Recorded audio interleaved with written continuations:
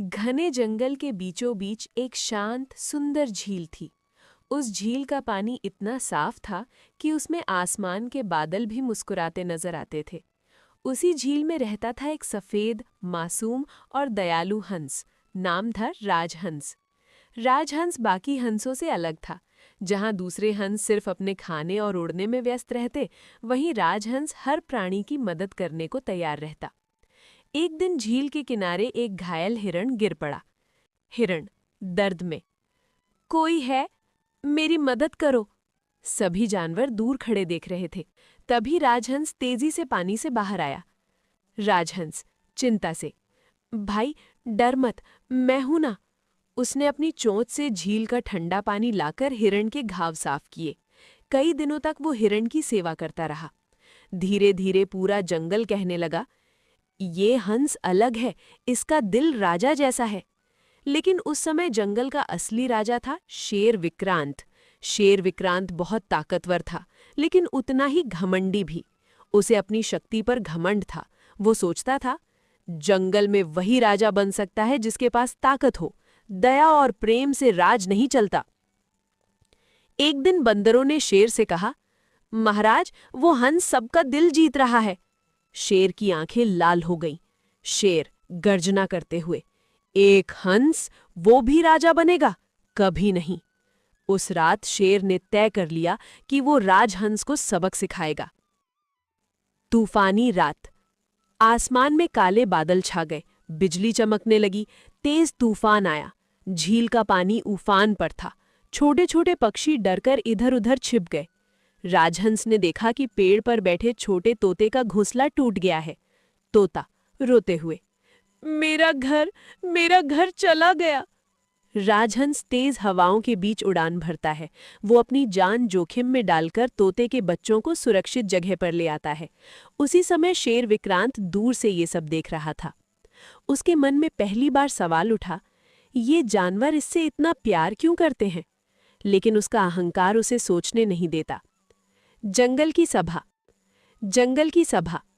कुछ दिनों बाद जंगल में बड़ी सभा बुलाई गई।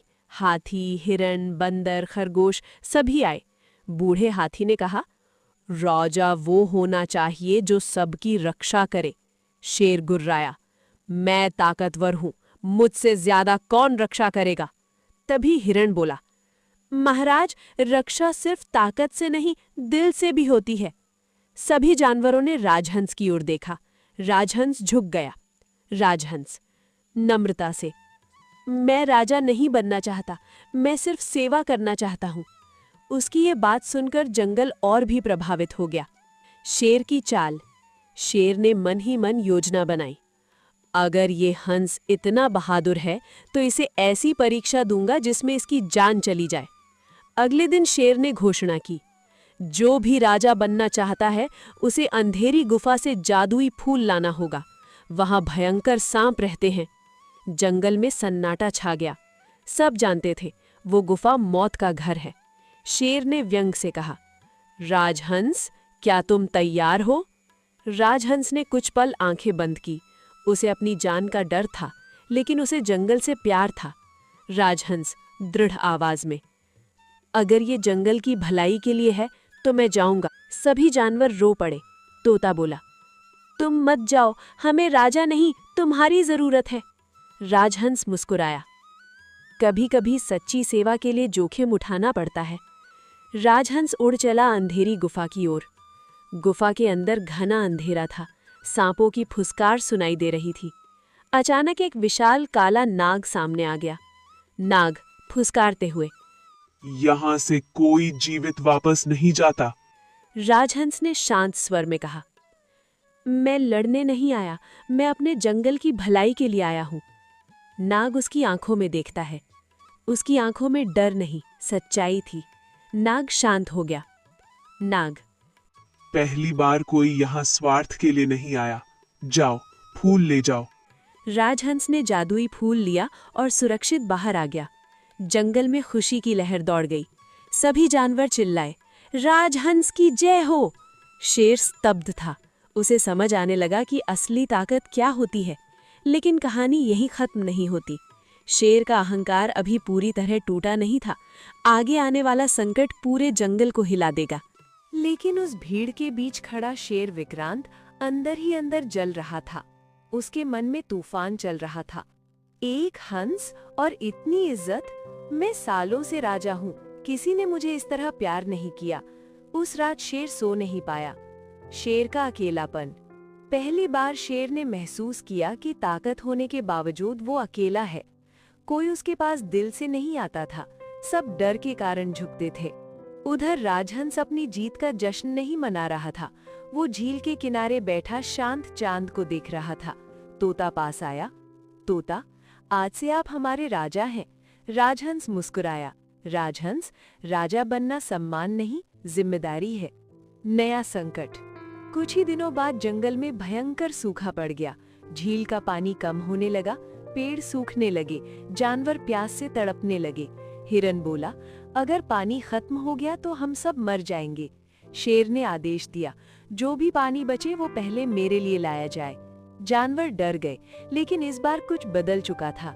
बूढ़ा हाथी आगे आया। हाथी, महाराज, अब समय बदल गया है, अब हम सब मिलकर फैसला करेंगे। शेर गरजा, लेकिन उसकी दहाड़ में पहले जैसी ताकत नहीं थी। सबकी नजरें राजहंस पर थीं। राजहंस ने शांत स्वर में कहा, हम लड़ेंगे नहीं, हम समाधान ढूंढेंगे। पहाड़ का रहस्य। राजहंस को याद आया, पहाड़ के पीछे एक पुराना झरना है जो बरसों से बंद पड़ा है, लेकिन वहां तक पहुंचना आसान नहीं था। बीच में कांटेदार जंगल, खाई और खतरनाक भेड़िए थे। राजहंस बोला, अगर हम सब मिलकर कोशिश करें तो झरना फिर से बह सकता है। शेर हंसा, तुम एक हंस हो, ये काम ताकतवर जानवरों का है। राजहंस ने उत्तर दिया, ताकत अकेले की नहीं, एकता की होती है। हाथी रास्ता साफ करने लगे, बंदर ऊपर से सूखी डालियां हटाने लगे, खरगोश छोटे छोटे पत्थर हटाने लगे, यहाँ तक कि शेर भी चुपचाप पीछे पीछे चल रहा था। राजहंस सबसे आगे उड़ता हुआ रास्ता दिखा रहा था। कई घंटे की मेहनत के बाद वे पहाड़ के पीछे पहुंचे। वहां सचमुच एक पुराना झरना था, लेकिन बड़े बड़े पत्थरों से बंद। राजहंस बोला, अगर ये पत्थर हट जाएं तो पानी फिर बहेगा। हाथियों ने पूरी ताकत लगा दी। शेर भी आगे आया। शेर, पहली बार विनम्र होकर, मैं भी मदद करूंगा। सभी जानवर हैरान थे। 3 दिन की लगातार मेहनत के बाद आखिरकार आखिरी पत्थर हटा और झरना फूट पड़ा। ठंडा साफ पानी पहाड़ से बहता हुआ जंगल की ओर दौड़ पड़ा। सभी जानवर खुशी से रो पड़े। शेर का परिवर्तन। शाम को जंगल में सभा हुई। शेर धीरे धीरे आगे आया। उसकी आवाज में अब घमंड नहीं था। शेर, आज मैंने सीखा, असली राजा वो नहीं जो डर से राज करे, असली राजा वो है जो सबको साथ लेकर चले। वो राजहंस के सामने झुक गया। पूरे जंगल में सन्नाटा छा गया। शेर, आज से जंगल का असली राजा राजहंस है। सभी जानवर खुशी से झूम उठे। राजहंस की जय। लेकिन राजहंस ने शेर को उठाया। राजहंस, नहीं विक्रांत, जंगल का राजा कोई एक नहीं होता, हम सब मिलकर इस जंगल की रक्षा करेंगे। शेर की आंखों में आंसू थे। अंतिम संदेश। उस दिन से जंगल बदल गया। अब कोई किसी से डरता नहीं था, सब मिलकर काम करते थे। शेर ताकत, राजहंस बुद्धि और दया का, और यही संतुलन जंगल को खुशहाल बनाता रहा। कहानी हमें सिखाती है, ताकत से डर पैदा किया जा सकता है, लेकिन दिल जीतने के लिए दया और साहस चाहिए। असली राजा वही है जो अपने लिए नहीं, सबके लिए जीता है।